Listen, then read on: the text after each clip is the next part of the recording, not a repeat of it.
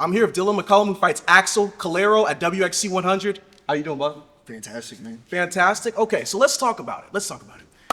You are here fighting on the greatest card, the greatest promotion in Michigan in less than 7 days. How is your mind processing that? Dude, I feel like it's just honestly another day, another week. Not much has changed. Not much ever really changes. It always feels pretty similar. I feel very present, very calm, very zen.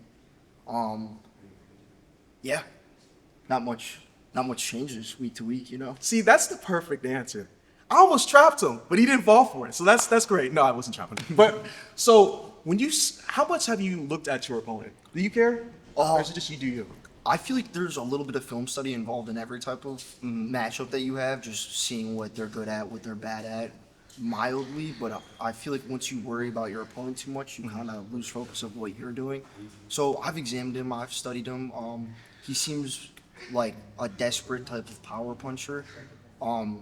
Definitely excels in some areas offensively, but I think lacks in a lot of areas defensively. And I just think that you got to have good defense if you're competing against someone like me. Like I find shots, and when I find those shots, they sit people down. I've had power at 55, power at 45. I think at 35, I'm going to hit like a truck. And if you're lacking defensive capabilities in that type of area, you're not going to want to compete against someone like me.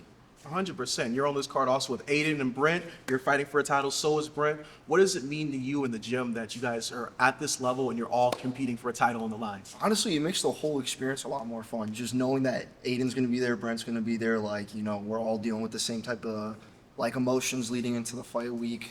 Same type of experience. We started the fight camp together. We're finishing the fight together. After, we're going to 7 and Gratiot together. Just having fun the entire time.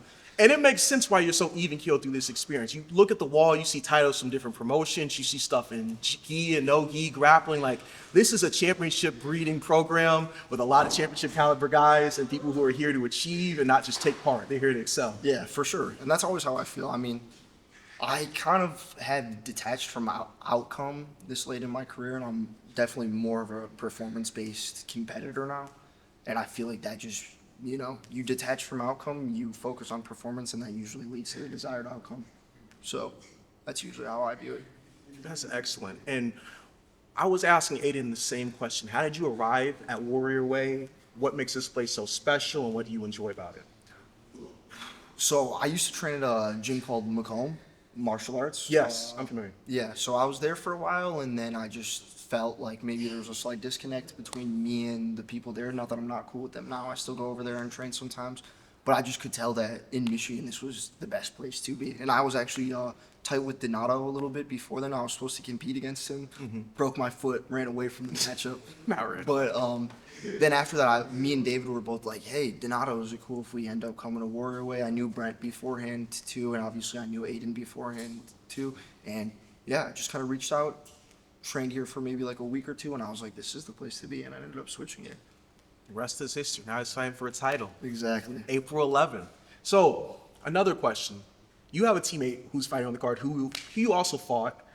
Is it strange after competing against someone and then training with them on a regular, or is it just a simple buffer after like a week or so? It's like, it's an interesting thing that I wanted to talk about. Yeah, no, I mean, I definitely think it's interesting. It's something to examine. I just think it's perfect because he exposes my flaws and I'm able to expose his. So just getting work like that, especially against someone that you've competed against, like there's obviously a level in sparring where you're holding stuff back. You know what I mean? Like you don't want to knock out your training partners. You know what I mean? But I've competed against him. He's competed against me. I know what he brings. He knows what I bring, and he's able to neutralize that, and I can neutralize his game sometimes. And it's just good working each other. I feel like you get so much improvement from that type of stuff.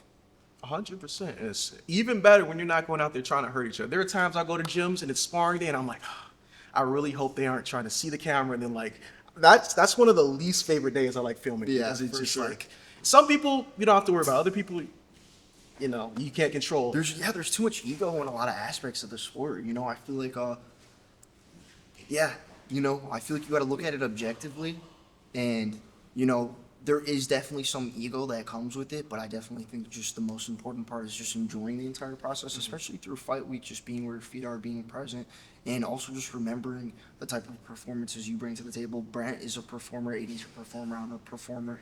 I finished basically all of my fights I got. 2 knockouts in one fight. Only guy I lost to was the number 1 55er in Michigan, and I'm a 35er. Yeah. So, and I was able to hurt him in the fight. I've been able to find everyone that I've competed against. So I just think that I'll be able to find this guy, and I'm prepared for a 5-round war, but I think I'll definitely be able to put him out within that time period, That's excellent. whether it's a submission or a knockout. Okay, and then there's a rumor circulating around. I don't know how true this is, but they're saying elbows are legal for amateurs on this fight. Is that true? That is true. Okay, I just wanted to make sure, because I've heard some things. I sometimes hear lies. I sometimes hear deception. I just wanted to check with actual combat sports experts here. No. We made sure that was something that was available. That's a tool we all want to use. That's a tool we all want to use. Okay. That's good that you're willing and into that sort of thing. I know some people have different opinions based off of I elbows. think that if you're not willing to throw elbows and commit to the full rule set, it's fear, to be honest. That's what it feels like to me. Feels like. We have all of these weapons. We're training all of these weapons 24/7. Michigan's like one of the only states in the country that I know of that has basically the professional rule set. So if we have the professional rule set, why not use it now? 100%. And one thing I found interesting is they also abridged the rules, so now amateurs have to reach, I believe, 7 bouts before they can go pro. I did hear that. What do you think the pros and cons of that? And what do you think about that as a whole? I honestly see it's tough because I was preparing like my future in combat sports around the idea of 5 fights, and this would have been my 5th fight. And I'm not saying I would have gone pro after this fight, but it's definitely like you get the 5-year layout, and was part of it. 5 fights. But I just think it's good, more experience. I don't really think wins and losses really matter that much in the amateurs.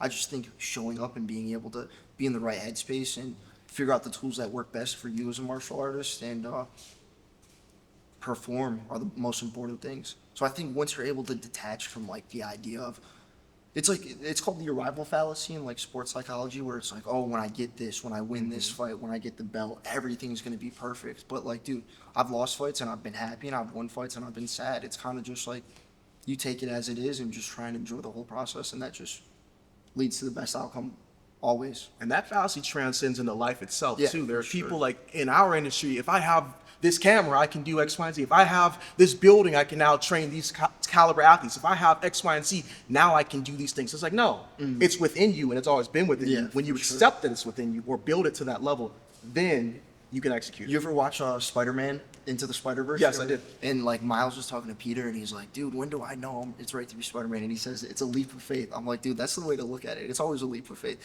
because there's like so many. If you're waiting for 100%, like, dude, all of us are probably dealing with little stuff going into this, mental stuff outside of the camp, like family stuff, small injuries. It's like, dude, if I wanted to be 100%, like to fight, I would have never fought. Yeah. So like, it's just a leap of faith. You got to trust yourself, trust your training, trust your higher self, whether that's like your interpretation of God or like your interpretation of consciousness, or however you view it. You just got to trust something bigger than yourself and have faith, Excellent. I appreciate the interview. 2 last things. What is your message to your fans and family?